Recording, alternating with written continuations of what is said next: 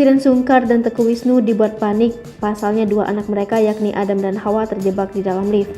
Shireen Sungkar tentu saja panik selama hampir 1 jam Adam dan Hawa berada di dalam lift hingga membuat Shireen menangis dan stres.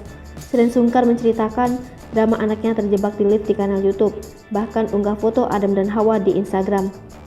Tanpa diduga lift yang berada di dalam rumah error dan pintunya tak bisa dibuka, jadi mereka main di lift. Yang lain gak boleh masuk, akhirnya dipencetlah ke bawah. Biasanya berhasil, dia itu sering naik lift sendiri.